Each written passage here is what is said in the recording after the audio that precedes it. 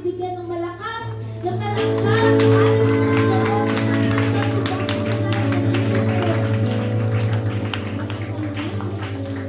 Tunay ang isang karangalan at isang biyaya na nandito po tayo ngayon sa lugar na ito. Ang dami po mga nangyari sa mga nakalipas na araw. Maaring ilan sa atin pagod, may mga naiwang gawain, may mga alalahanin.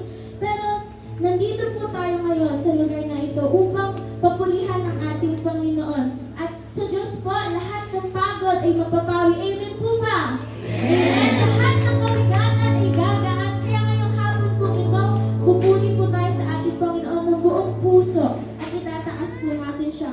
For He is our waymaker, our miracle worker. He is the light in the darkness. Kaya ngayon po umaga, let's sing this song with everything we have today in the name of Jesus.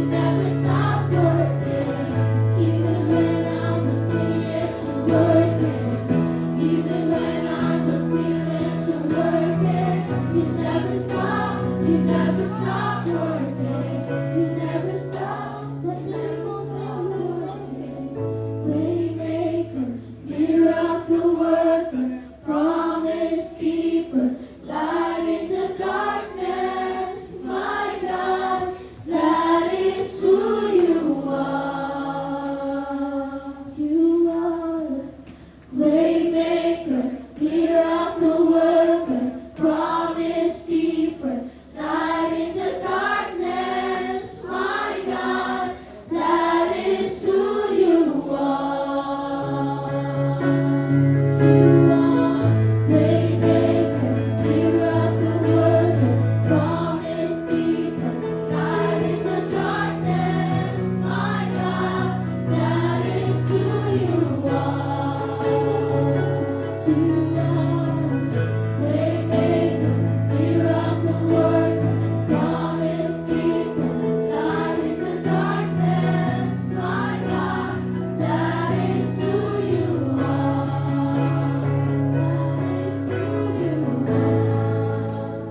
That is who you are. That is who you are. That is who you are.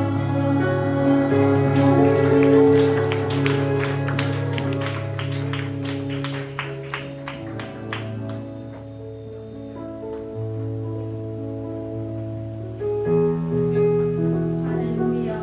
Pinupuri ka namin, dinarangal ka namin sa hapong ito, Panginoon. Patuloy, Panginoon, na nagpapasalamat kami sa maghapong pag-iingat mo sa amin. Maging, Panginoon, ang pag-iingat mo sa bawat isa sa amin, Panginoon, na narito. Sa hapong ito, nagpapalinis kami. Anumang karupit kasalanan ang aming nagawa. Patuloy, Panginoon, na ikaw ang naglilinis sa mga nagawa naming kasalanan. Bigyan mo kami, Panginoon, ng isang pusong dalisay na nagmumula sa iyo sa hapong ito, Panginoon. Salamat sa paglilinis, salamat sa pagtungkol sa Diyos ng Kalbaryo, Panginoon. Sa hapong ito, patuloy mo kaming samahan sa aming gawain.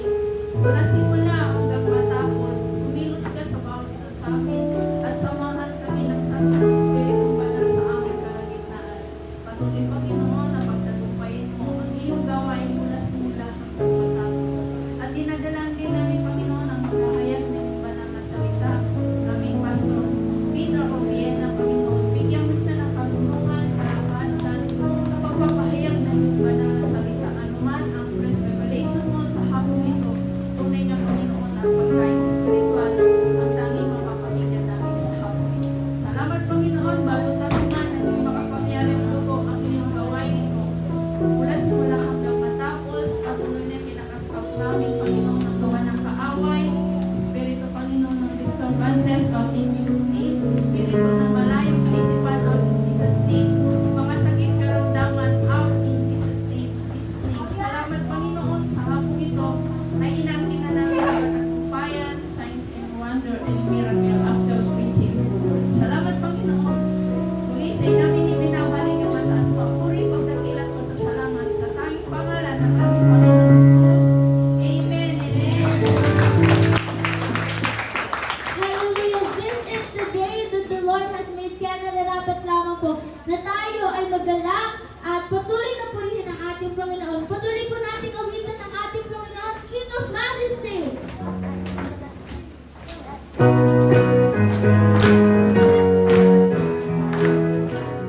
Palakpak po natin ang ating Panginoon.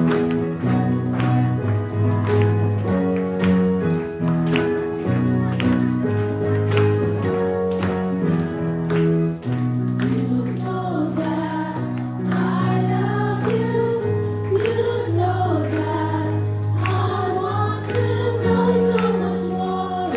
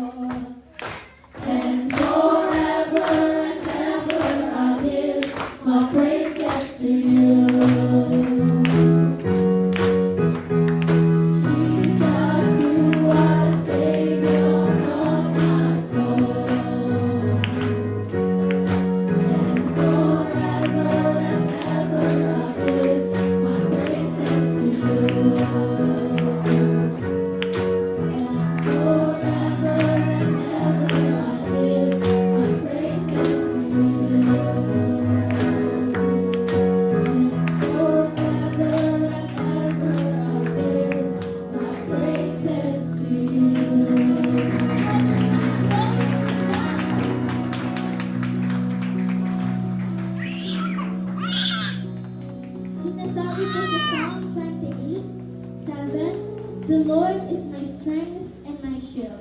My heart trusts in him, and he helps me. My heart leaps for joy, and with my song I praise him. Kaya let's follow God's command and trust in him, knowing na pag pinaktis po natin yung obedience, he is working for the rest. Blessed assurance.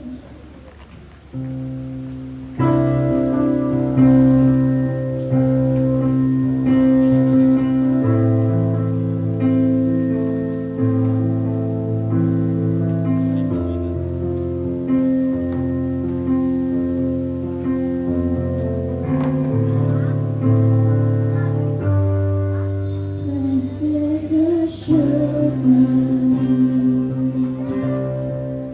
Jesus is mine. He's been my fortnight in the fire, time after time. Born of His Spirit, washed in His blood, and what He did for me on Calvary is more than enough. So I trust in God, my Savior, the one who will never fail. He will never fail.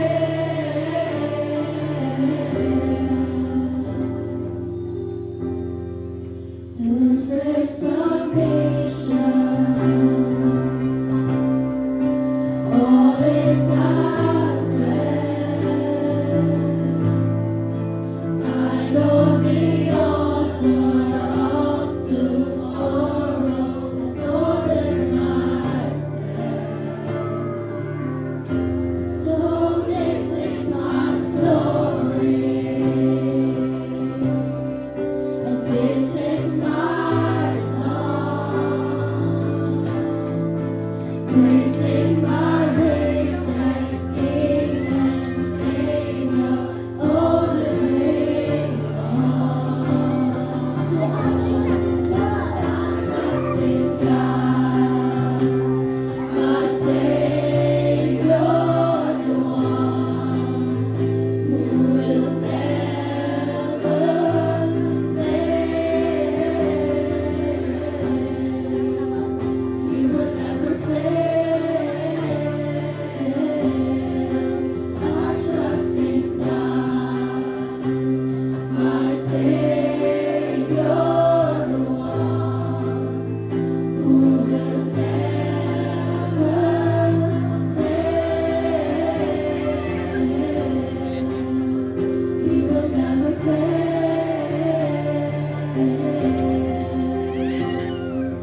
I sought the Lord, and He heard, and He answered.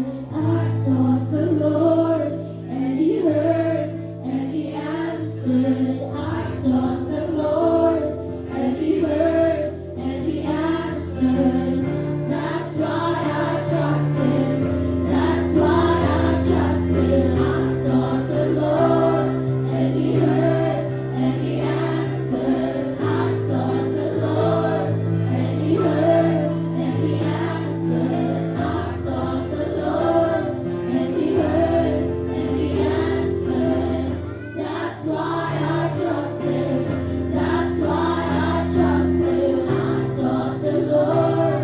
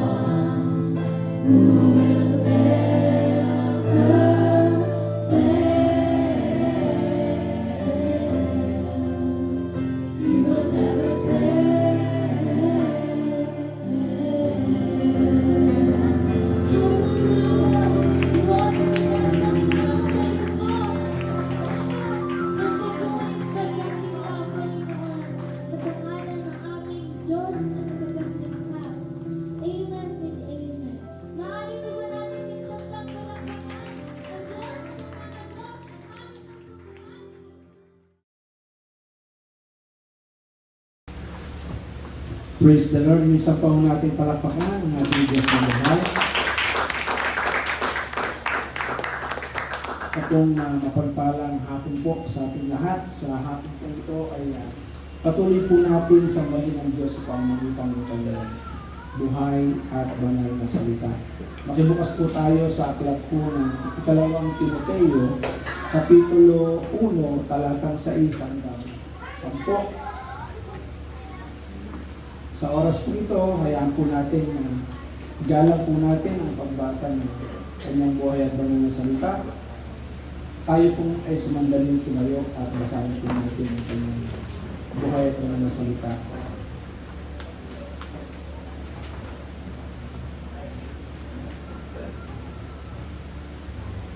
Dahil dito, ipinapaalala ko sa inyo na gamitin mong mabuti ang kaloob na ibinigay sa iyo ng Diyos, nang ipatong ko sa iyo ang aking mga kamay.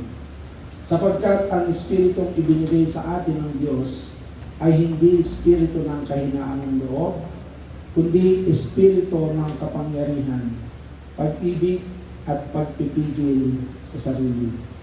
Kaya't huwag kang magpatotoo tungkol sa ating Kaya't huwag kang mahihiyang magpatotoo tungkol sa ating Panginoon, at huwag mo rin akong ikakahiya na isang bilanggo alang-alang sa Kanya.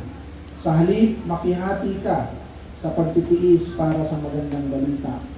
Umasa ka sa kapangyarihan ng Diyos na nagligtas at tumawag sa atin para sa isang banal na gawain.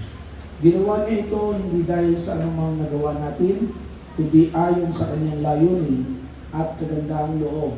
Sa simula pa, ito ay ibinigay na niya sa atin sa pamamagitan ni Kristo Jesus. Verse 10, ngunit ito'y nahayag na ngayon nang dumating si Jesus na ating tagapagligtas. Binakasan niya ang kapangyarihan ng kamatayan at inihayag ang buhay na walang hanggan sa pamamagitan ng magandang balita. Ang Diyos po ang magpala sa ating banal na salita. Tayo po makakaupo.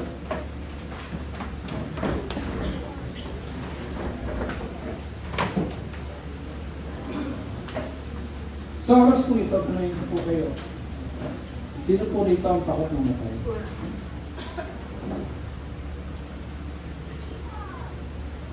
Taas ang kamay ng takot mamatay.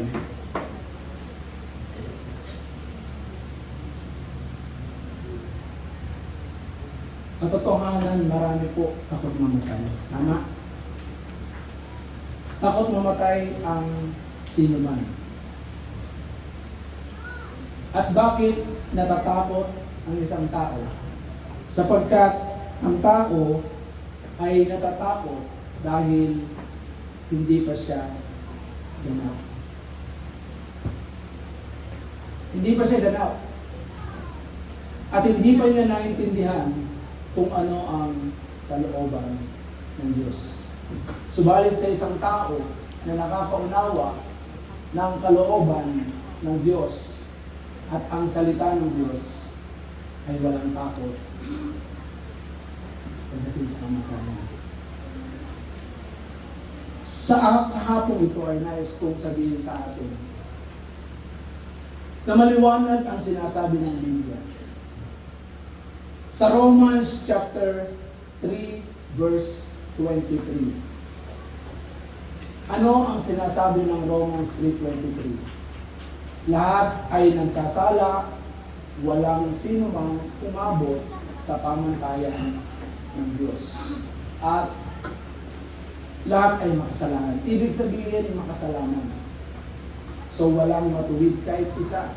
Kaya nga, maliwanag ang sinasabi ng Roma 6:23 na ang kabayaran ng kasalanan, kung ang tao ay makasalanan, sabi rito, sapagkat kamatayan ang kabayaran ng kasalanan.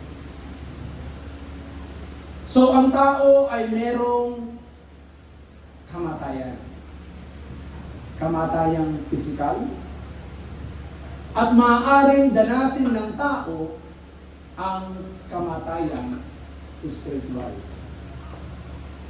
At paano mo malalaman kung sino ang unang-unang papasok doon sa pangalawang kamatayan. Sa pahayag 21:8, ang unang-unang papasok doon sa pangalawang kamatayan. Ayan po yung sinasabi rito. Subalit malagim ang kasasapitan ng mga duwag. Mga takot. Kaya nga sabi ko sa inyo, ang tanong ko sa inyo kanina, sino rito ang natatakot?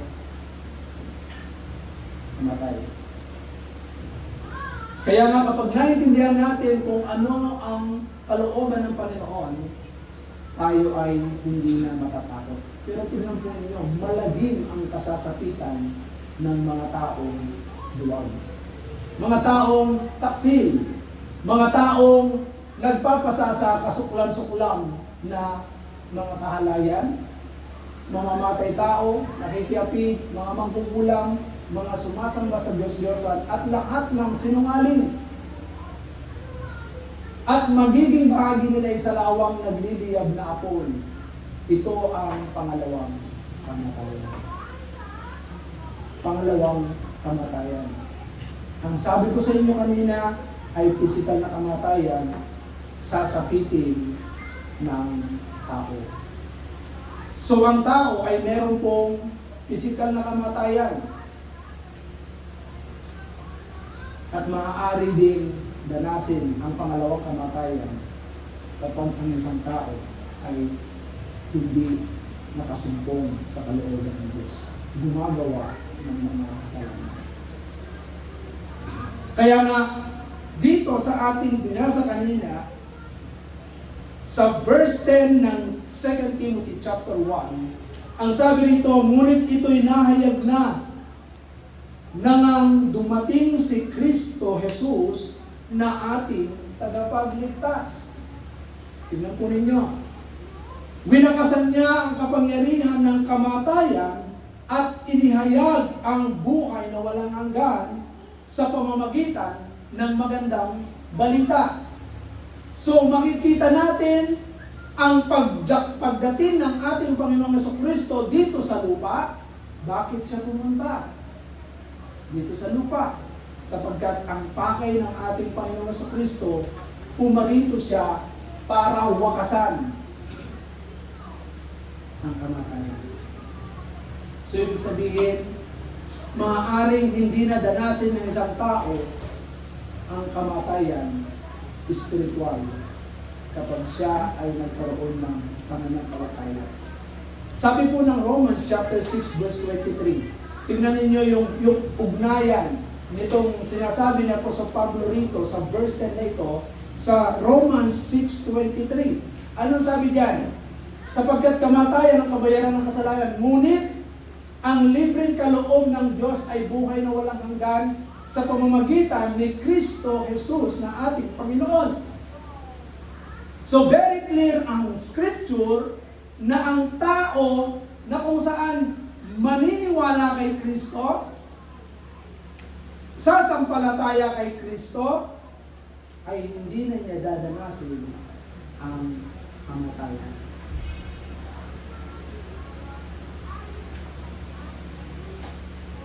So ibig sabihin, ang taong nakakaunawa sa salita ng Diyos. Kaya nga, nung dumating si Kristo, sa John chapter 3 verse 16, isinugo ng Ama ang ating Panginoong Jesucristo. Bakit? Dahil mahal na mahal ng Diyos ang tao. Sapagkat gayon na lamang ang pag-ibig ng Diyos sa sangkatauhan. Ibig sabihin, mahal po ba ng Diyos ang lahat ng tao? Mahal po ba ng Diyos ang lahat ng tao? Mahal ng Diyos. Kaya nga tingnan mo, ibinigay niya ang kanyang kaisa-isang anak upang ang sinumang sumampalataya. So ibig sabihin, si Kristo na isinugo ng ating Panginoong Jesucristo dito sa lupa, na siyang nagwakas ng kamatayan, na siyang nagbigay ng tinatawag na kalayaan sa atin upang hindi na natin maranasan ang kamatayan. Kaya tingnan nyo, upang ang sino man sumampalataya sa Kanya hindi na mapahamak, kundi magkaroon ng buhay na walang hanggan. So, hindi na niya mararanasan ang spiritual na kamatayan. Yung parusa, yung pangalawang kamatayan. Kaya nga kung sasampalatayan ng isang tao,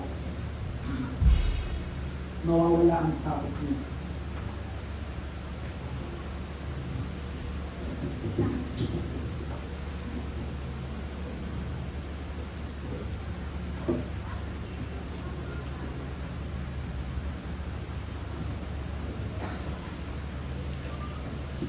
Mawawala ang takot ng isang taong sasampalataya kay Jesus.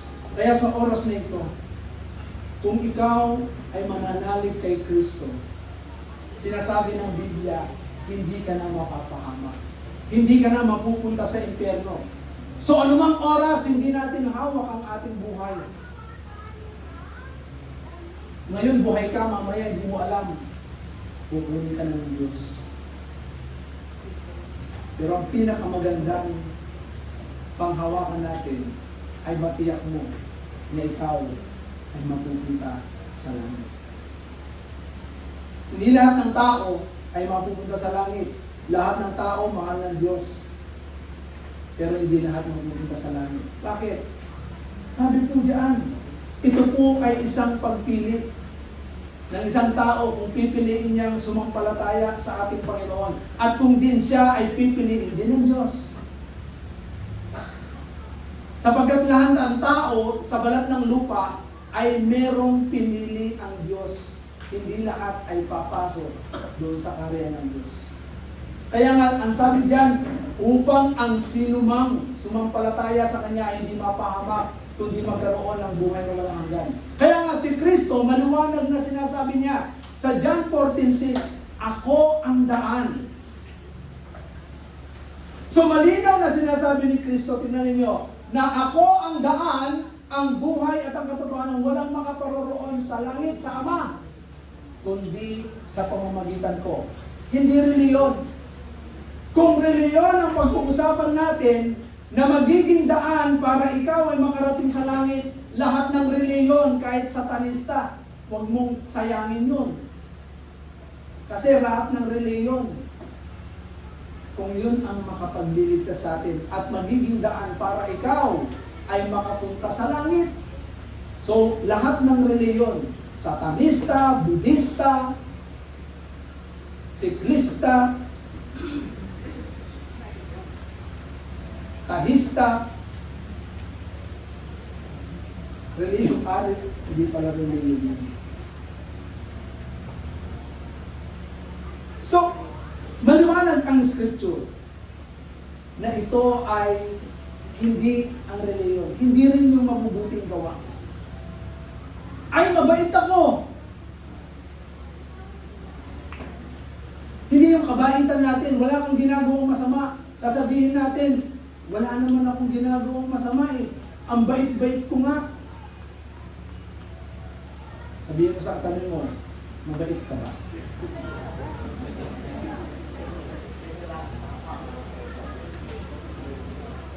Diba? Sabi dyan, no? Ako ang daan, ang buhay at ang katotohanan, walang makaparoroon sa Ama maliban sa pamamagitan ko. Sa Philippians chapter 2. Tama? Verse 9. Ephesians chapter 2, verse 9. Hindi yung mga mabubuting gawa natin ang magiging dahilan para tayo po ay maligtas. Ayan o, hindi ito bunga ng inyong mga gawa kaya't walang dapat ipagmalaki ang sinuman. Verse 10. Sapagkat tayo nilalang ng Diyos. Sa verse 8. Sapagkat dahil sa kagandahang loob ng Diyos, kayo ay naligtas sa pamamagitan ng pananampalataya. At ang kaligtasan ito ay kaloob ng Diyos at hindi sa pamamagitan ng inyong sarili. Verse 9. Hindi ito bunga ng inyong mga gawa, kaya't walang dapat ipagmalaki ang sinuman. Wala tayong pwedeng ipagmalaki. Sabi mo, ang bait-bait ko nga pagtulog. Kasi wala kang ginagawa, tahimik ka lang. Kasi tulog ka. Di ba? Meron bang masama kapag katulog? Bait, di ba? Sinasabi ng Scripture, hindi yung ating kabaitan. Wala tayong dapat ipagmalaki. At hindi rin sinasabi ng Biblia na ikaw ay malakas. Malakas ako, mayaman ako, magaling ako, matalino ako. Lahat ng yan ay wala tayong may pagmamalaki. Wala tayong may pagmamalaki. Kaya nga sa atin, ang sabi ng Biblia sa John 14:6, si Jesus lamang ang daan. Kaya sabi ng Acts chapter 4 verse 12, walang ibang pangalan na ibinigay sa silong ng langit na sukat ikaligtas ng tao. So ibig sabihin si Kristo lang. Tingnan ninyo. Sinasabi ng Scripture, sa Kanya lamang matatagpuan ng kaligtasan sapagkat walang ibang pangalan ng sino mang tao sa buong mundo na ibinigay ng Diyos sa mga tao upang tayo ay maligtas. Kaya maliwanag ang Scripture, hindi rin po pwedeng ang nanay mo ay born again, ay Christian. Ang tatay mo ay born again, ang Christian. Ang asawa mo born again, Christian. Hindi po yun ang magliligtas sa atin. Individual, kapag ikaw ay naniwala sa pangalang Jesus. Kaya nga doon mawawala ang takot. At kapag ang isang tao ay nagsimulang makapakinig ng Ebanghelyo, doon nagsisimula ang pananampalataya. Maraming tao naniniwala sa Diyos, maging si Satanas naniniwalang may Diyos, nangangatal pa yan, nangangatog pa yan. Pero tandaan po natin, kapag ikaw ay sumampalataya kay Jesus, ikaw ay maliligtas. Maliwanag ang Biblia. Romans 10:17. Kailangang may pahayag ang salita ng Diyos at marinig. Tandaan po ninyo, ang isang tao ay hindi magkakaroon ng pananampalataya kapag hindi niya naririnig ang salita ng Diyos. Kaya sa oras pong ito, habang ikaw ay nakakapakinig ng salita ng Diyos, doon mo nakikita ang kalooban ng Diyos, nalalaman mo ang nais ng Diyos sa buhay natin. Kaya sa bawat isa sa atin, tandaan natin, hindi yung mabubuting gawa natin. Ngayon malakas ka, ngayon masikat ka, ngayon ikaw ay talagang magaling, hindi yung kagalingan natin para tayo makapunta sa langit. Gusto ba natin pumunta sa langit? Kung gusto natin pumunta sa langit, si Kristo ang kilalanin natin. Tingnan ninyo, itong naririnig natin ngayon na ebanghelyo, ito yan, ang pakikinig naman ay bunga ng pangangaral tungkol kay Kristo. Kaya itong naririnig natin ngayon ay ebanghelyo patungkol kay Kristo. Tingnan ninyo, balikan natin yung binasa natin kanina. Ang sabi rito sa verse 10, yan pong sinasabi rito, winakasan niya ang kapangyarihan ng kamatayan at inihayag ang buhay na walang hanggan sa pamamagitan ng magandang balita. Ito ang magandang balita. Winakasan ng Panginoon ang kamatayan sa buhay ng tao. Kaya kung ikaw ay mananalig kay Kristo na ipinapahayag sa pamamagitan ng mabuting balita at naririnig mo ngayon, maniwala ka, ang kamatayan sa buhay mo ay winakasan na ni Kristo. Amen? Gusto mong manalig? Gusto mong sumampalataya? Maniwala ka ng buong puso. Ngayon, tingnan po ninyo. Sa verse 7 ay sinasabi rito, sapagkat ang Espiritong ibinigay sa atin ng Diyos ay hindi Espiritu ng kahinaan ng loob.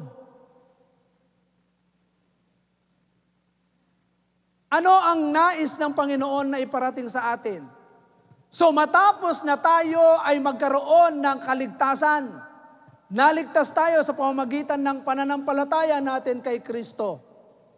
Mga kapatid, bawat sumampalataya kay Kristo ay pinagkalooban ng Diyos ng mga kaloob. Tingnan po ninyo sa verse 6.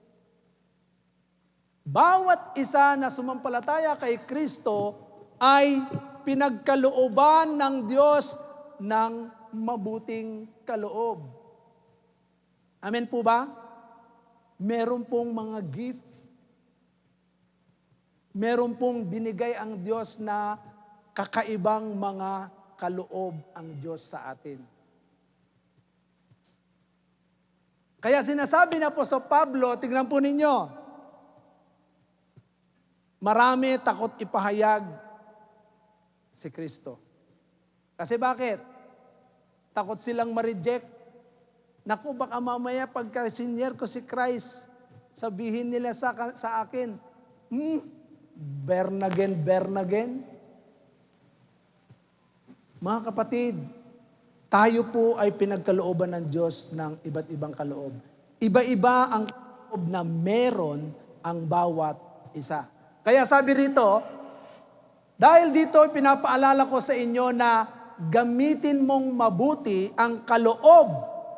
Tingnan po ninyo, gamitin mong mabuti ang kaloob na ibinigay sa iyo ng Diyos nang ipatong ko sa iyo ang aking mga kamay. So tingnan ninyo, sa lahat ng mga kumilala sa ating Panginoon, dito po ay nais ng Diyos sa pamamagitan ng sulat ni Apostol Pablo ay gamitin natin ang kaloob na ibinigay ng Diyos. Sa Ingles, put it into flame. Ibig sabihin, nakakita na kayo ng nag-iihaw. Di ba merong merong mga uling na sinisigaan? So, yung uling na yan, kailangan paypayan mo ng paypayan yan para magdingas yung apoy doon sa uling. At kapag ka ito ay nagdingas na para ikaw ay makapag-ihaw ng masarap na inihaw na bangos, inihaw na isda, inihaw. Ano pang klaseng inihaw? Liempo. Diba? Inihaw na bato na nilagyan ng tubig. Diba? So, tingnan po ninyo. Put it into flame. So, nais ng Panginoon na bawat isa, ano bang kaloob meron ka? Alam niyo po ba na merong mga kaloob na ibinigay ang Diyos? Meron po yung pagbibigay. Kapag ikaw ay pinagkalooban ng Diyos ng pagbibigay, magbigay ka ng buong galak. Amen po ba? Tingnan po ninyo. Sa Biblia ay sinasabi rito na bawat isa ay pinagkalooban ng Diyos ng iba't ibang kaloob. Tingnan po ninyo. Sa unang Pedro, Kapitulo 4, talatang 10 hanggang 11. Unang Pedro, Kapitulo 4. Tingnan po ninyo, bilang mabubuting katiwala ng iba't ibang kaloob ng Diyos, gamitin ninyo ang kakayahang tinanggap ninyo sa ikakapakinabang ng lahat. Ikaw ba'y tagapangaral? Ipangaral mo ang salita ng Diyos. Ikaw ba'y tagapaglingkod? Gamitin mo sa paglilingkod ang lakas na kaloob sa iyo ng Diyos upang sa lahat ng bagay, siya'y papurihan sa pamamagitan ni Jesucristo, sa Kanya ang kapangyarihan at karangalan magpakailanman. Amen. Tingnan po ninyo. Meron pong pinagkalooban ng pangangaral ng mabuting balita ng kaligtasan. At meron din pinagkalooban ng Panginoon ng paglilingkod, service. Kaya sa bawat isa po sa atin, tingnan po ninyo, ano po ba ang layunin ng Diyos? Bakit kailangan nating gamiting mabuti ang mga kaloob na ito. Tingnan po ninyo, para kanino? Para kanino po yan? Kapag bawat isa ay ginagampanan ang mga kaloob na ipinagkatiwala ng Diyos sa atin. Hindi ka tinawag ng Diyos na taga-upo lamang. Hindi ka tinawag ng Diyos na nananatili ka lamang na nakatanghod dyan sa iyong upuan. Tinawag tayo ng Panginoon na binigyan ng bawat kaloob. Anong kaloob meron ka? Mga kapatid, bawat isa ay pinagkalooban ng Diyos. Kaya nga sabi rito, ako ay tinawag ng Panginoon na mangaral ng salita ng Diyos. Kaya nga dito, ipapangaral ko ang salita ng Diyos ng buong husay. Buong husay. Buong tiyaga na ipapangaral ang salita ng Diyos sa lahat ng tao. Bakit? Hindi lahat ng tao tatanggapin ang salita ng Diyos. Hindi lahat ng tao mabait kapag ka pinangaralan mo ng salita ng Diyos. Bakit? Maraming pilosopo, Tapyo. Kaya kung ikaw ay tagapangaral ng salita ng Diyos, kailangan merong pagpapakumbaba, pagtsatsaga, pagmamahal na pangangaral. Maraming matitigas ang ulo kapag pinangaralan mo. Natatandaan ko nung batang-bata pa lamang ako na nangangaral ng salita ng Diyos sa mapulang lupa. Sabi sa akin nung matanda, ikaw boy, kapag nagdala ka rito ng matanda, maniniwala ko. Kasi ang bata akong nangangaral eh. Pero mo, nagsishare ako ng salita ng Diyos dyan sa may De Castro, sa may mapulang lupa. Yung matanda doon, sabi niya, sumingit siya. Boy, magdala ka rito ng matanda at maniniwala ako. Gusto pa niya matanda, dinala ko yung matanda. Eh di sineran siya. Nung sineran siya nung matanda, wala lang. Nagdala lang ako ng matanda, hindi rin naniwala. Pilosopo Tapyo eh. Kaya nga yan po yung sinasabi ng Bible. Kapag ikaw ay pinagkalooban ng Diyos ng tagapangaral, mangaral ka. Ipahayag mo ang mabuting balita na nagmumula sa ating Panginoon. Tagapaglingkod, maraming klase ng paglilingkod sa Diyos. Amen po ba? At alam niyo po ba na kapag tayo po ay naglingkod sa Diyos, maliwanag po ang Scripture na kapag ka ang isang tao ay naglingkod sa ating Panginoon, alam niyo po ba na bawat isa po sa atin ay kapag ka naglingkod po tayo, maging katulad ng paglilingkod natin kay Kristo. Amen po ba?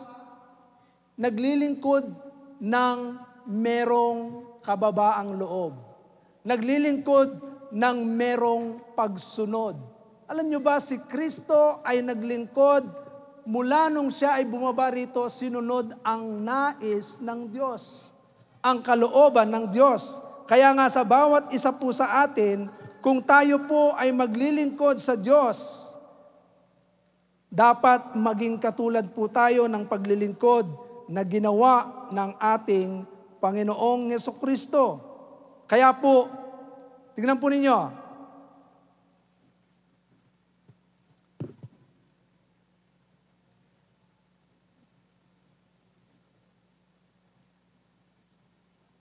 tignan po ninyo yung halimbawa na ipinakita ng ating Panginoon.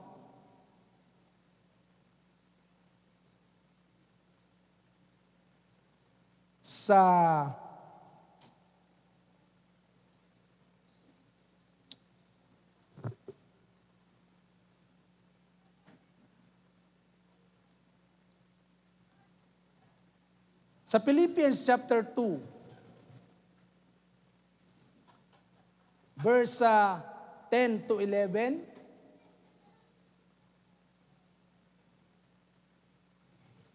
Verse 7. Verse 7. Yan. Tingnan po ninyo yung pagsunod ng ating Panginoong Jesucristo. Sa halip, kusa niyang hinubad ang pagiging kapantay ng Diyos, si Kristo po yan. At naging katulad ng isang alipin. ipinanganak siya tulad ng mga karaniwang tao at nang si Kristo'y maging tao, verse 8, nagpakumbaba siya at naging masunurin hanggang kamatayan, maging ito man ay kamatayan sa krus.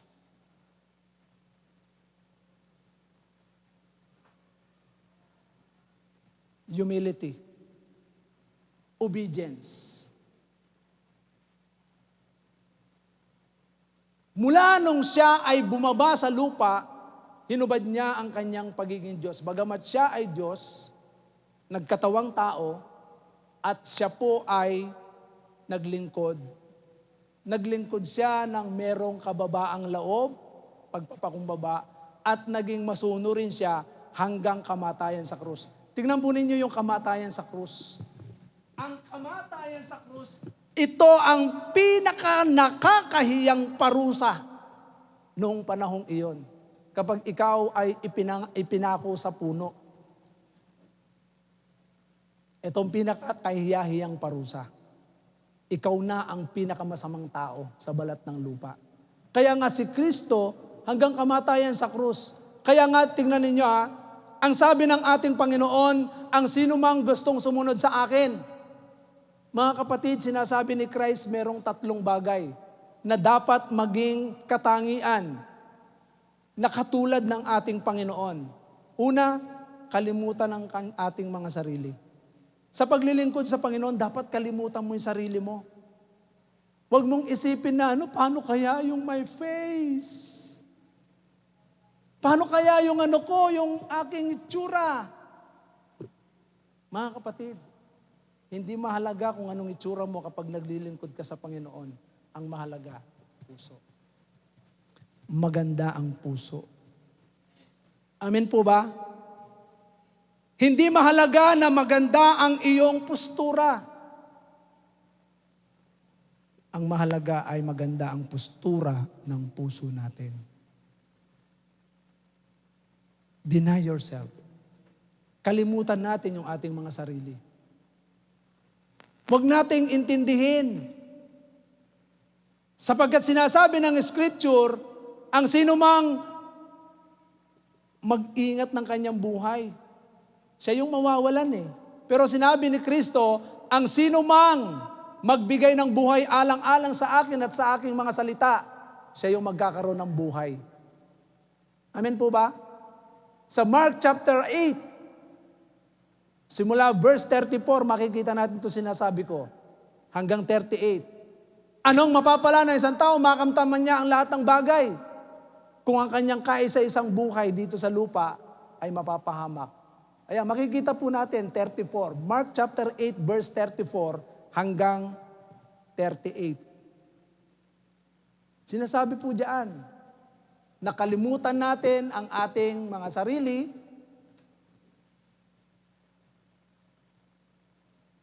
Kailangan nating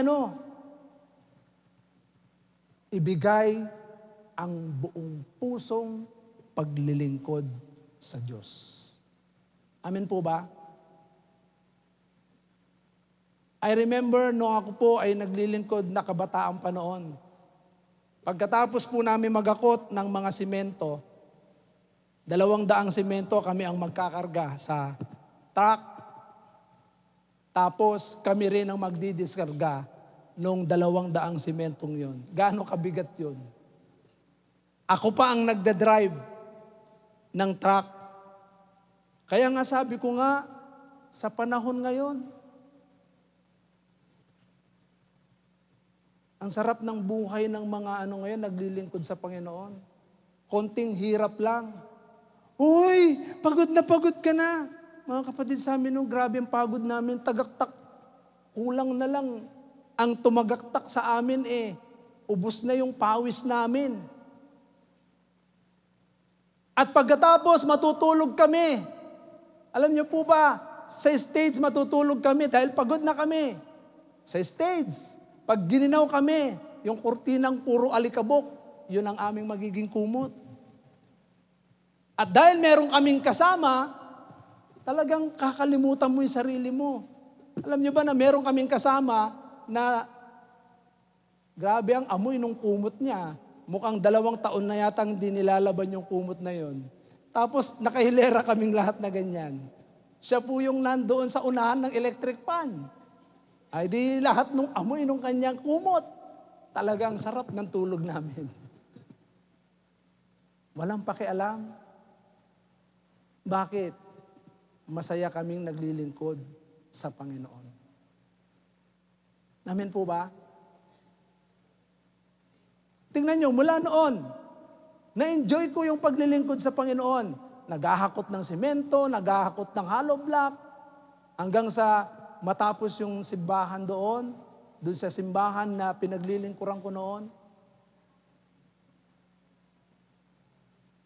At kapag aalis yung pastor namin, pupunta siya ng ibang lugar, pupunta ako doon sa Bukawi. Susunduin ko siya at ihahatid ko siya roon. Madaling araw yun. Pag sinabi niya na, hatid mo ako, anak, excited ako. Oh, iba yung galak. Excited ako. Sabi ko, ihahatid ko yung pastor namin. Pag tinawagan niya ako, ng pastor namin noon, excited ako. Walang binibigay na pamasaya. Pupunta ako sa Bukawi. Susunduin ko siya ron.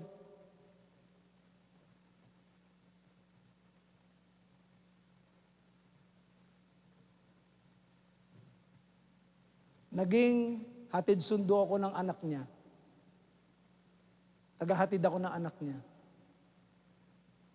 Naging caretaker ako ng simbahan.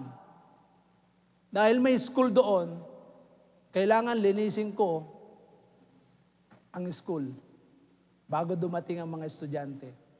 Si Mrs. noon, siya yung noon? Anong trabaho mo naman? Cashier. Ha? Siya yung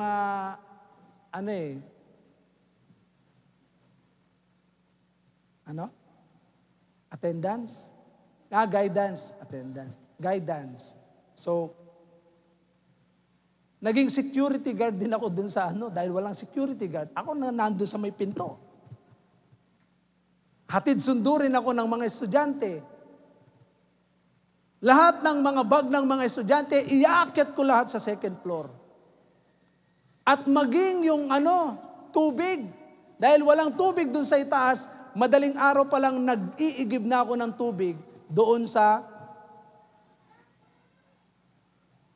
Saan? Doon sa opisina, sa taas. Nag-iigib ako ng tubig, iaakyat ko. At minsan meron pa nga isang teacher na nakatira doon pero hindi siya natutulog doon. Dumating ng madaling araw. Tapos ako po ay nag-iigib doon sa yung CR ng babae. Yun ang pinakamalakas na tubig. Madaling araw yon. Naparatangan po ako na gusto ko raw siyang sama maligo. Ganyan ang maglingkod sa Panginoon, pararatangan ka ng pawang kasinungalingan. Itong teacher na to. Kaya nga nung time na yon, I stand in my faith. I deny myself. Kinalimutan ko yung sarili ko. Okay lang, sige. And I move forward. At ngayon, nandito po ako sa inyong harapan. Kung paano ang Panginoon sa isang alipin na talagang nagpakumbabang sumunod, hindi tinignan ng sarili. Ganun din po ang ating Panginoong Jesucristo. Mga kapatid, tayo po, kahit gaano kahirap ang ginagawa natin, pag ginawa natin ito sa ating Panginoon, maniwala po kayo, hindi nakakalimutan ng Diyos ang mga paglilingkod na ginawa po natin. Amen po ba? Deny ourselves. Kaya nga kapag kinalimutan natin yung sarili natin, hayaan mo kung anong sabihin ng iba. Huwag kang matakot. Kaya nga dito, hindi tayo binigyan ng takot ng Diyos. Espiritu ng takot, maging matapang ka sa harap ng Panginoon. At sa harap ng tao, ano man ang sabihin nila, huwag kang matakot. Huwag kang matakot, anong sabihin nila? At dahil doon, nagpatuloy ako, yung kapangyarihan ng Panginoon ay dumaloy sa aking buhay. Pangalawa, carry your cross. Buhatin natin ang ating mga krus. Verse 34. Buhatin natin yung krus natin. Mga kapatid, pasanin natin yung krus natin. Bawat isa ay may mga krus na dinadala. Kung ikaw ay estudyante, may krus ka sa school. Kung ikaw ay anak, may krus ka sa bahay. Kung ikaw ay magulang, may krus ka sa iyong mga anak. May krus ka sa lahat ng ginagawa mong trabaho. Carry your cross. Huwag kang titigil sa paglilingkod sa Panginoon sapagkat sa bawat pagtigil natin, pinuputol mo ang iyong cross. At sasabihin natin, pahinga muna ako. Puputulin ko muna, Panginoon, yung cross. Natandaan niyo yung illustration ng nagbubuhat ng cross? Lahat nagbubuhat. Tapos sabi nung isa, Panginoon, ang bigat, pwede ko bang putulin? Desisyon. Wala naman sinasabi ang Lord na putulin natin yung krus natin. Ang utos ng Panginoon, pasanin mo ang krus. Huwag mong puputulin. Kaya nga, dahil wala naman sinabi ang Lord na putulin, pinutol niya. At pagkatapos, naramdaman niya, magaan na naman. Binuhat na naman yan, saya-saya niya. Maya-maya, nung nahihirapan na naman siya sa krus niya, Panginoon, pwede ko bang putulan ulit? Pinutol na naman niya. Binuhat ulit. Pagkabuhat niya ulit, magaan na naman. Lingkod na naman siya. Mga kapatid, may finish line po tayong lahat. Lahat po tayo, kapag tayo po ay naglilingkod sa Panginoon, meron po yang hangganan. Pag dumating na sa hangganan, meron po tayong tatawirin para makarating po tayo doon sa pinaka-finish line. O lahat po ng mga nagdadala ng krus, sabi, ilatag ninyo ang inyong mga krus.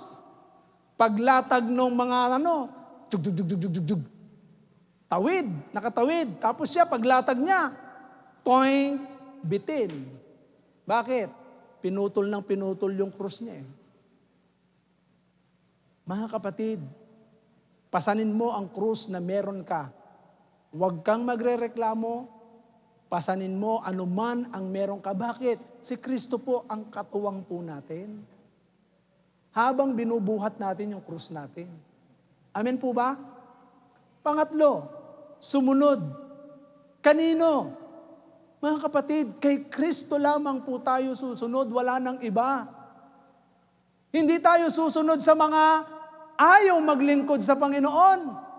Ito ang madalas kapag ayaw maglingkod ng kasama, ayaw mo na rin maglingkod sa Panginoon. Di ba? Mga kapatid, hindi ganon ang pagkatawag ng Panginoon. Kaya nga, sabi ni Pablo, hindi espiritu ng pagkatakot ang ibinigay sa atin ng Diyos, kundi espiritu ng kapangyarihan.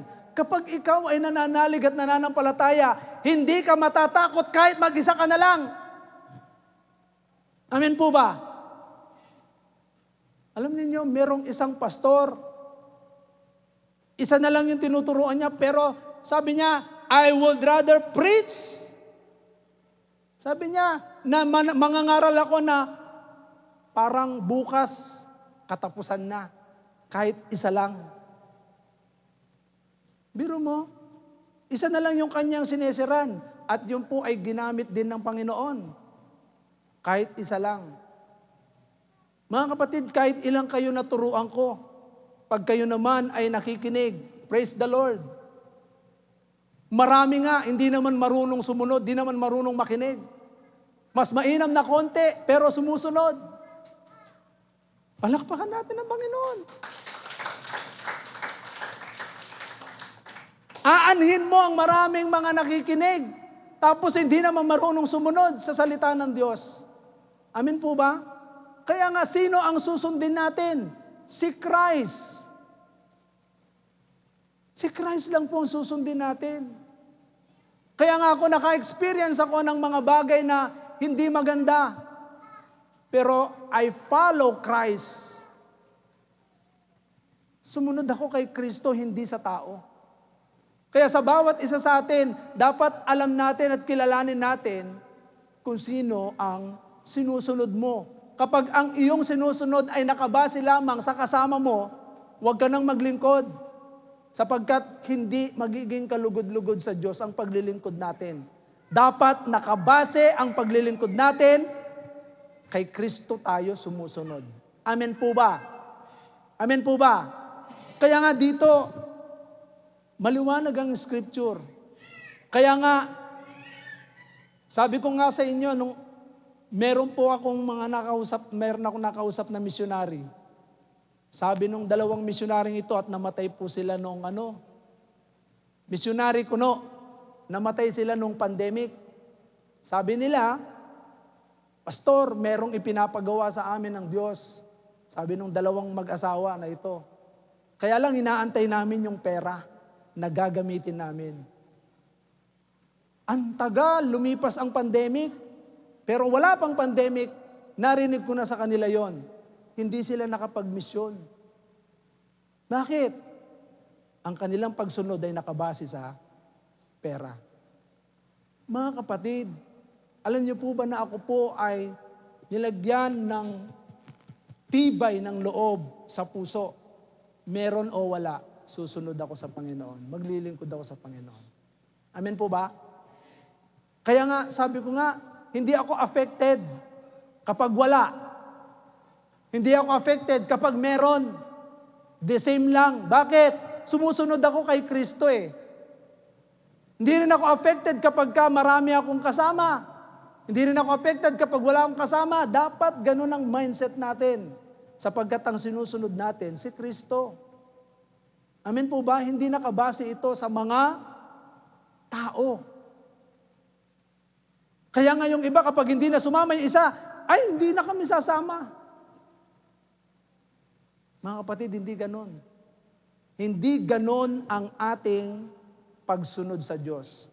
Kahit walang sumama sa'yo, gawin mo pa rin yung pinagagawa ng Diyos sa'yo. Amen po ba? Amen po ba? Kaya ako po, alam niyo po ba, tunay na sinanay ng Panginoon. Lahat ng ministry alam kong gawin. 2 kami ni Mrs. Kaya lang, mas lamang ako kay Mrs. Hindi siya marunong mag-drive eh. Ako marunong ako mag-drive. Diba? Hindi siya marunong mag-gitara. Ako marunong ako mag-gitara. Siya marunong siya kumanta. Ako marunong ako kumanta. So mas lamang ako sa kanya.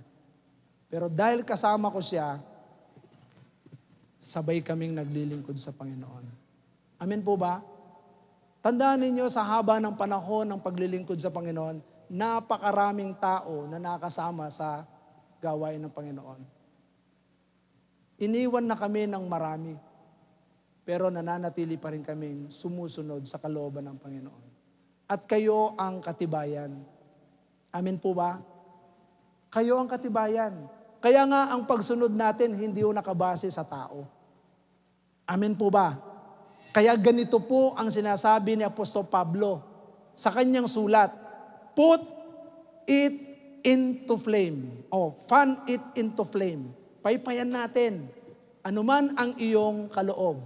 Kung ikaw ay tagapagpakanta, kung ikaw ay driver, kung ikaw ay messenger, dapat ikaw ay marunong magpaypay.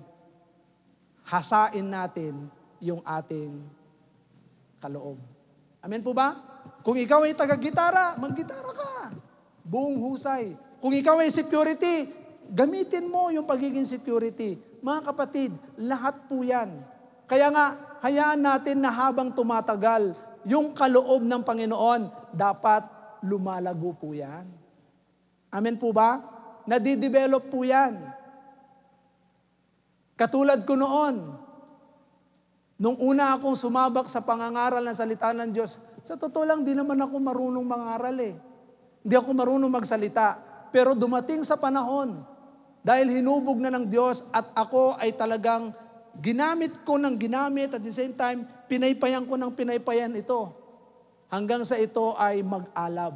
Kaya nga ang gusto ng Panginoon sa atin, nag-aalab yung ating paglilingkod sa Panginoon. So balikan po natin yung ating text kanina sa 2 Timothy chapter 1, verse 6. Beginning verse 6. Dahil dito ay pinapaalala ko sa inyo na gamitin mong mabuti ang kaloob na ibinigay sa iyo ng Diyos. So ibig sabihin, bawat isa sa atin ay may mga kaloob. So nalaman po natin kung ano yung mga kaloob na yan. Kung ikaw ay tagapangaral, mangaral ka. Kung ikaw ay tagapaglingkod, maglingkod ka ng buong lakas. Ibigay mo yung 100% na paglilingkod sa Panginoon. Kaya nga, sa verse 7, ito po ay sinasabi ni Apostol Pablo sapagkat minsan dumarating sa atin yung takot. Amen po ba? Ano ang kinatatakutan natin? Kapag ikaw ay naglilingkod, minsan natatakot ka ng mag-isa. Minsan takot ka na kapag meron kang pangangailangan. Minsan takot ka na kapag may sakit ka na. Minsan takot ka na kapag may mga sinasabi na ang iba. Amen po ba? Pag takot tayo sa mga ginagawa natin, mahirapan tayo maglingkod. Pero kapag ikaw ay merong espiritu ng pananampalatayang tinanggap natin kay Kristo, naniniwala tayo kay Kristo, ito ang binigay ng Diyos sa akin. Tingnan po ninyo, meron pong kapangyarihan yan. Dumadaloy ang kapangyarihan ng Diyos. Kaya nga kapag ikaw ay naglingkod sa Panginoon by faith, the righteous shall live by faith. Ang mga mananampalataya dapat mabuhay sa pananampalataya. Hindi ho tayo natatakot. So kapag ikaw ay natakot, magkakaroon ng kapangyarihan yan. May kapangyarihan yan. Kaya nga sa atin, dahil nga tayo ay pinagkalooban na ng Diyos ng tapang. At itong tapang na ito, yung po yung mabuting balita na nahayag sa atin at tayo ay nagkaroon ng pag-asa kay Kristo. Meron pong kapangyarihan. Kaya nga sa buhay natin, naligtas tayo at nagkaroon tayo ng buhay na walang hanggan. Kaya nga, yung kaloob na ibinigay ng Diyos sa atin, gamitin natin at may kapangyarihan yan. Sa bawat paglilingkod na ginagawa natin, dumadaloy po ang kapangyarihan ng Diyos sa mga taong nakakita sa atin. Alam niyo po ba kung anong mensahe ng Diyos? Yung pag-ibig niya. The message of love. Yung pag-ibig ng Diyos sa sangkatauhan para maligtas. Kaya bawat isa po sa atin, kapag ginamit natin yung kaloob natin, ipinapahayag po natin yung pag-ibig ng Diyos. Amen po ba? Amen po ba? At nagkakaroon po tayo ng tinatawag na pagpipigil sa sarili. Pagpipigil sa sarili na magkasala. Kasi hindi po tayo pinagkalooban ng Diyos ng espiritu ng kahinaan, takot, na kapag tayo po ay may compromise. Natatandaan ko dati, nung ako po ay bagong born again, tapos pinatagay ako ng tsuhin ko. Sabi niya, inom ka. Alam niyo po ba na tinayuan ko yung aking pananampalataya? Kailangan may tapang ka na magpigil ng sarili mo. Talagang tumayo ako. Sabi ko, hindi po, Uncle. Dito lang ako, uupo lang ako rito. Tapos, pag upo ko, nakikipagkwentuhan ako sa kanila kasi family yun eh. Nagkakaroon kami ng family bonding. Family bonding yan. Tapos, uupo ako, kwentuhan kami. Tapos, pagkatapos magkwentuhan, tulog kami. So, nandun nakikipagkwentuhan ako. Pero kapag may pagkakataon ako, sinishare ko si Christ pag hindi na sila lasing. Nagpipray ako sa kanila. Kaya nga, doon, dumating yung panahon na dahil nga, yung tapang, dati akong nagkasala doon sa lugar namin, bumalik uli ako. Ipinangaral ko ang mabuting balita ng kaligtasan. At ngayon, may church na tayo ngayon doon sa Tarlac. Kasi bakit? Yung tapang na ibinigay ng Diyos sa akin, binalik ko ang salita ng Diyos doon. Kaya sa bawat isa po sa atin, yung pagpipigil sa sarili, bibigyan tayo ng Diyos ng pagpipigil sa sarili. Huwag kang matakot sa sasabihin ng iba. Kahit yung mga kaibigan ko noon, nung panahon na nagsimula akong maborn again, ang dami kong kaibigan eh. Pero nung time na na-born again ako, lahat yun nawala. So matatakot ka ba na mawala mga kaibigan mong mga barkada mo? Hindi. Nagpatuloy ako at mas lalong dumami ang aking kaibigan. Tandaan po natin, kapag ikaw ay nagpatuloy sa katotohanan, hindi tayo magko-compromise. Huwag kang mag-compromise. Huwag kang magkompromiso sa buhay. Kasi when we compromise, we fear. Natatakot tayo sa sasabihin ng tao, natatakot tayo kung ano ang mangyayari sa atin. Kaya nga, tanggalin natin ang espiritu ng takot. Kaya nga sa buhay po natin, sa verse 10, maliwanag ang sinasabi ng verse 10. Verse 9. Sa verse 9, na nagligtas at tumawag sa atin para sa isang banal na gawain. Ginawa niya ito hindi dahil sa anumang nagawa natin, kundi ayon sa kanyang layunin at kagandaang loob. Mga kapatid, ang pagkatawag ng Diyos sa atin, anuman ang ministeryo meron tayo. Ministry ng SAC, gampanan mo yan. May purpose ang Diyos.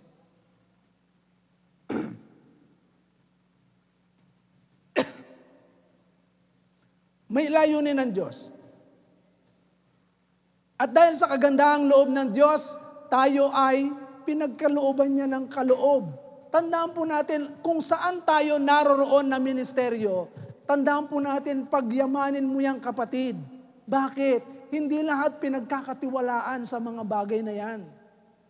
Kaya nga kung tayo ay naglilingkod na, huwag mo nang sayangin yung paglilingkod mo. Amin po ba?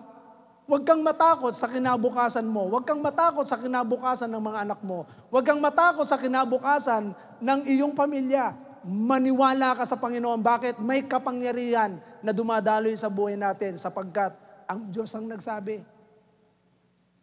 Isaiah 41 verse 10. Anong sinasabi ng ating Panginoon diyan? Kung talagang ikaw ay magtitiwala sa Kanya, siya mismo ang nagsabi, ako'y sa iyo, huwag kang matakot. Ako ang iyong Diyos, hindi ka dapat mangamba. Palalakasin kita at tutulungan, iingatan at ililigtas. Mga kapatid, habang tayo ay nagpapatuloy sa paglilingkod natin, sa ginagawa natin, yung mga kaloob na ibinigay ng Diyos sa atin, hindi tayo iiwan ng Panginoon. Hindi tayo pababayaan ng Panginoon. Sasamahan tayo ng Panginoon. Palalakasin niya tayo, hindi ka manghihina. Amen po ba? Kaya yung mga nanghihina, ito po yung mga natatakot. Yung mga nanghihina, ito hindi nakakaunawa sa kalooban ng Panginoon. Yung mga nanghihina, ito yung mga taong lumalayo sa gitna ng kalooban ng Diyos. Tandaan po natin, kapag tayo ay sumampalataya sa Diyos, palalakasin tayo. John 14:1. Anong sabi ni Christ? Huwag kayong mangamba. Huwag kayong matakot. Ano mo? Huwag kang mabalisa. Sumampalataya ka sa Diyos, sumampalataya din kayo sa akin. Tingnan ninyo sinasabi, si Kristo sa lumang tipan, sinabi ng Diyos Ama. Sa bagong tipan, sinabi ni Kristo. Sinabi niya, sumampalataya kayo sa Diyos, sumampalataya din kayo sa akin. Kaya nga bawat isa po sa atin, kapag ikaw ay merong pananampalataya, nandun yung tapang. Amen po ba? Hindi ka mangangamba, anuman ang mangyari sa buhay natin. Amen po ba? Amen po ba? Ano po ang dapat natin gawin para mapanatili natin? Katulad na sinabi ni Christ, sa John 15, makikita po natin yung tatlong bagay na ito. Manatili kayo sa akin, sabi ni Christ. Manatili kayo sa aking salita at manatili kayo sa aking pag-ibig. Mga kapatid, kapag tayo po ay nanatili sa Kanya, sa Kanyang mga salita at sa Kanyang pag-ibig, mga kapatid, there is hope. Magtatagumpay po tayo. Amen po ba? Gusto niyo po ba magtagumpay? Kaya kung sa buhay ng bawat isa sa atin, tayo po ay mananatili kay Kristo, mananatili sa Kanyang salita, mananatili sa Kanyang pag-ibig, walang takot tayo maglilingkod sa Diyos. Walang takot tayong susunod sa Panginoon. Tanungin ko po kayo, kapag ikaw ay Kristiyano na o kumilala na sa Panginoon, automatic na dapat ang paglilingkod. Amen po ba? Amen po ba? Automatic na ang sumunod sa Panginoon. Tanungin ko kayo, Kapag humihinga ba kayo, pinag-iisipan niyo pa po bang huminga? Ha? Hihinga ako, isipin ko, hindi ba automatic na humihinga ka? Kasi binigay na ng Diyos yung hangin eh. Amen po ba? Binigay na ng Diyos yung buhay. Kaya nga automatic na ikaw ay humihinga ngayon. Ngayon kapag ikaw ay naging Christian, na born again, kapag ikaw ay na born again, automatic na ikaw ay maglilingkod sa Diyos. Automatic na ikaw ay magbigay ng parangal sa Diyos. Amen po ba?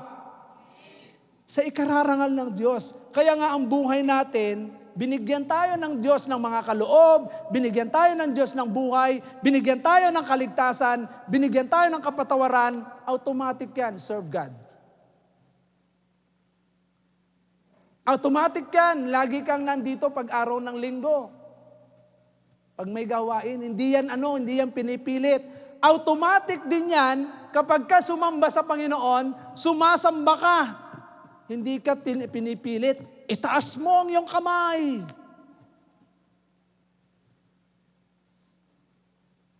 Pag hindi mo kayang itaas ang kamay mo, hindi mo kayang ibuka ang bibig mo, at hindi mo rin kayang sambahin ng Diyos, hindi mo pa siya nakikilala. Pero kapag ka nakilala mo na siya, tinanggap mo na siya bilang personal na Diyos at tigapagligtas ng buhay mo, dahil kilala mo siya, alam mo siya, maglilingkod ka sa Kanya at sasambahin mo siya ng buong puso. Amen po ba? Mahal mo ba ang Panginoon? So kung mahal mo ang Panginoon, sumunod ka. Sumunod ka sa Kanya. Kasi kung hindi ka susunod sa Kanya, hindi mo siya kayang mahalin. Amen po ba? Maraming mga sumusunod, hindi nagmamahal. Pero maraming nagmamahal na sumusunod sa Panginoon. Amen po ba? Kaya sa bawat isa po sa atin, kung mahal mo ang Panginoon, sumunod ka sa Kanya. Kasi yun ang nakasulat sa Biblia. Tayo pong lahat ay tumayo at patuloy po nating awitan ng ating Panginoon.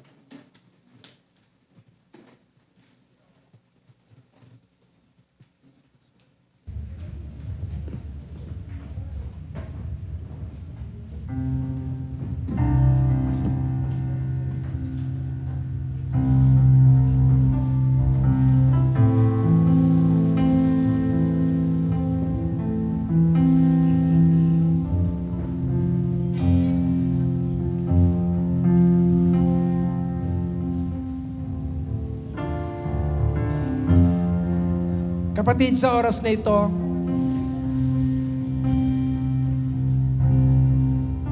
hayaan mong patuloy mong kilalanin si Jesus sa buhay mo. Nais mo bang magkaroon ng kaligtasan sa buhay mo? Sapagkat ang kamatayan ay hindi mo alam kung kailan darating. Baka mamaya, katulad kagabi, alam niyo po ba na galing tayo sa Kalamba kagabi? Sa Kalamba ay merong isang pamilya na sinagasaan ng isang sasakyan. Lasing yung babae, driver. Nakasakay sila sa tricycle. 3 ang anak, namatay yung 2 anak. Pati yung nanay. So tingnan nyo, hindi natin alam kung kailan ang buhay natin. Kaya kung sa oras na ito, ikaw ay takot mamatay, tiyakin mo na meron kang Kristo sa puso. Gusto mo bang magkaroon ng katiyakan sa buhay mo? Hayaan mong sa oras na ito magtiwala ka sa ating Panginoon, sapagkat na kay Kristo ang katiyakan. At habang inaawit natin ang awit na ito, put your trust in Jesus. Amen? Amen. Shall we sing this song?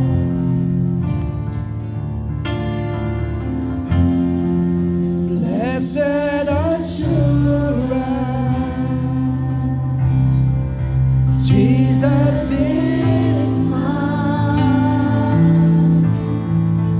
He's been my fourth man in the fire, time after time.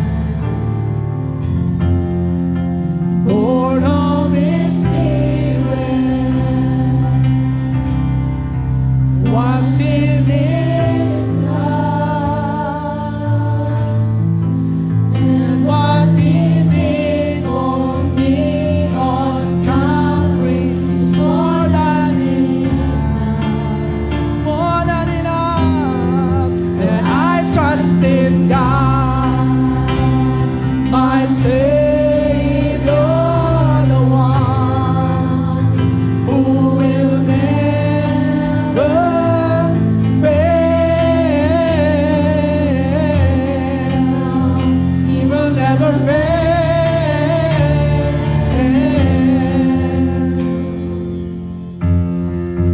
Perfect submission. Patuloy nating isubmit sa Diyos ang ating buhay.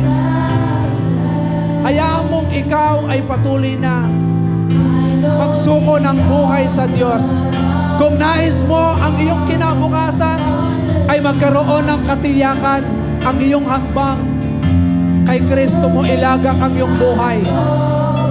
Sapagkat si Kristo ang iyong katiyakan. Yes. Siya ang ahari at tagapagligtas.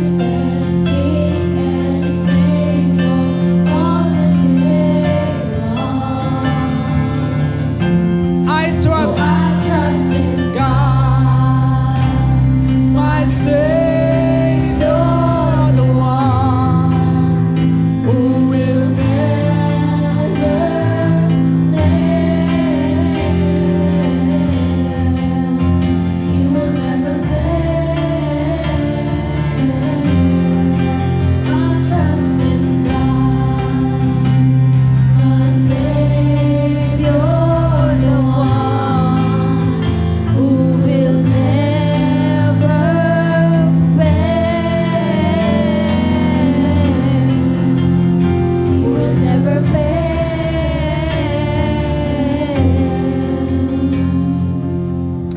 Yes, hallelujah, hallelujah. Truly God, we trust in you. Ikaw ay Diyos na makapangyarihan, ay gawa ng langit at lupa. Ikaw ay gumagawa ng paraan sa gitna ng kawalan. Kaya mong magpabukal sa gitna ng disyerto. Hallelujah. You are the God who makes a way, who makes miracles. You are the promise keeper. Hallelujah, hallelujah, hallelujah. Panginoon, hindi kami matatakot na harapin ang bukas. Hindi kami matatakot na harapin ang buhay sa kasalukuyan sapagkat ikaw ay kasama namin. Hindi mo kami iniwan, ipinabayaan man. Yes, Jesus.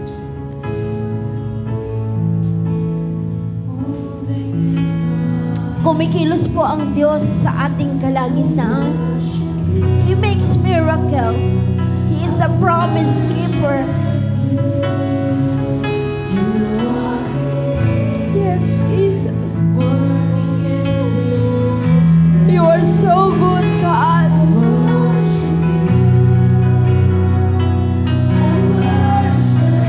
Oh, blessed be your glorious name. Hallelujah, hallelujah, hallelujah. Yes, Lord Jesus.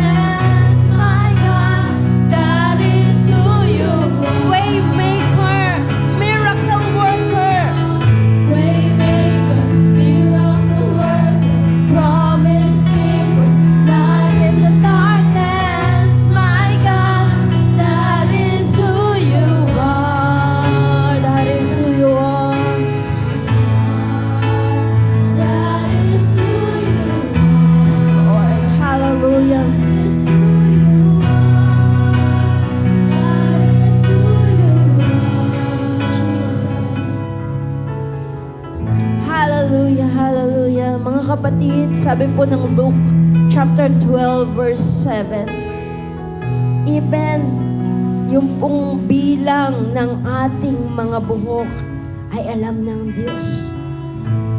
Bakit po tayo matatakot sa ating buhay? Ganon tayo kamahal ng Diyos. Alam niya kung ilan yung nalagas, alam niya kung ilan ang dumadagdag. He knows us by our name. Kilala po niya tayo bawat isa. Sabi po ng Isaias, ang pangalan natin nakaukit sa kanyang palad kung tayo lamang ay magtitiwala sa kanya. Hallelujah. Kaya sa oras po nito, let us put our trust in God. Patuloy po tayo magtiwala sa Diyos. Ang Diyos po'y kumikilos sa kaparaan ng hindi ho natin nakikita. Ang Diyos ay gumagawa ng mga himalang bagay sa mga kaparaan ng hindi nating inaasahan. Believe it by faith. God is working in our life. Gumagawa po ang Diyos. At siya po ang Diyos na nangako na tapat. Diyos na di nagbabago. Diyos na di nagkukulang. He's Jehovah Jireh. He's Jehovah Shammah. God is always with us. He's Emmanuel. He's Jehovah Rapha, our healer, ang ating manggagamot. Hallelujah.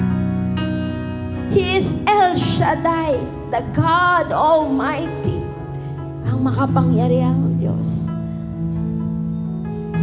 Wala pong bagay na mahirap sa Kanya. All things are possible with God.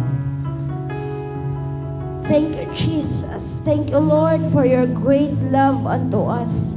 Salamat, Panginoon, sa iyong dakilang pag-ibig sa buhay po ng bawat isa sa amin. Salamat po sapagkat Ikaw ang aming pag-asa. Ikaw ang aming mabuting pastol. At hindi kami magkukulang kahit kailan. Meron po bang bagay na hinihiling tayo ngayong hapon na hindi kayang ibigay ng Diyos? Wala po tayong nasa. Wala po tayong idinidesire ngayong hapon na hindi kayang gawin ng Diyos. Ang lahat po ay kayang gawin ng Diyos. Hilingin na po natin ang lahat. Simpleng bagay lang po yan sa Diyos na may-ari ng langit at lupa. Diyos na nagbigay ng buhay mula doon sa krus ng Kalbaryo hanggang sa kamatayan. Pagkalipas ng 3 araw, siya'y nabuhay at umakyat sa kanang trono ng Diyos Ama. Kung ang maya po, di po pinababayaan ng Diyos ang mga bulaklak sa para, ang mga damo na ngayon sariwa, bukas ay natutuyo. Itatapon na lamang. Higit po tayong mahalaga sa mga bagay na yun. Thank you, Jesus. Ama naming Diyos na makapangyarihan sa lahat sa oras po nito. Kami po ay sama-samang lumalapit sa iyong panan, nagpapakumbaba. Ano man po ang aming mga pagkukulang, ano man po ang aming mga nagawang pagkakamali, patawarin mo po kami. Kung kami man, Panginoon, ay lumayo sa iyo, kung kami man, Panginoon, ay hindi nagtiwala sa magagawa mo sa aming mga buhay, patawad po. Kung kami man ay nagkaroon ng takot, patawarin mo po kami. Kaya mo, Panginoon, sa gabi po na ito, tulungan mo po kami na matakot lamang sa iyo. For the fear of the Lord is the beginning of all wisdom. Ang Ang banal na pagkatakot sa iyo ay panimula ng karunungan. Panginoon, hayaan mo na ang iyong pag-ibig ang patuloy na mag-take over sa aming mga buhay. At anuman ang kahilingan ng bawat isang narito, alam po namin na kaming lahat ay tinugon mo po ayon sa iyong layunin, ayon sa iyong kagustuhan. Let your will be done, O God, in our lives. Ang kalooban mo ang mangyarit maganap. Ang sakit at karamdaman ay pinagaling mo na. Ang nangangailangan ay ang mga may pangangailangan, tinugon mo na. Ang may mga problema, suliranin sa kanilang pamilya, ay tinugon mo na, inayos mo na sa oras na ito. At kami po ay nagpapasalamat. Salamat po sa kagalingan, salamat po sa kalakasan, salamat po sa pag-sustain mo ng lahat ng aming pangangailangan. Thank you, Jesus. Thank you, Lord. Thank you, God. Hindi ka nahuhuli, Panginoon, sa iyong pagtugon. Hindi ka nahuhuli. Ikaw ay tumutugon sa tamang oras at tamang panahon. Sa oras na ito, Panginoon, we entrust our life sa iyong mapagpalang kamay. Tinitiwala po namin ang aming mga buhay sa iyong mapagpalang kamay. Ikaw po ang masunod, ang iyong kalooban ang mangyari at maganap. Sa iyo po, Ama, ang lahat ng papuri, ang lahat ng pasasalamat sa pangalan po ng Panginoong Jesus. Amen. Ayan. Hallelujah! Atin pong salihan ang kadakilaan ng ating Panginoon. Patuloy po natin siyang purihin at itanghal, King of Majesty!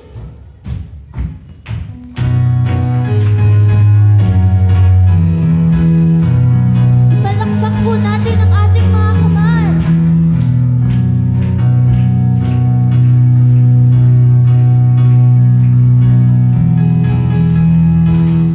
You know that I love you. You know that I want to know you so much more than I have before. These words are from my heart. These words are not made up. I will live for you. I am devoted to you. King of Majesty, King of Majesty. I have one desire, just to be with you, my Lord. Just to be with you, my Lord. Jesus, you are the Savior. Jesus, you are the Savior of my soul. And forever and ever I give my praises to you.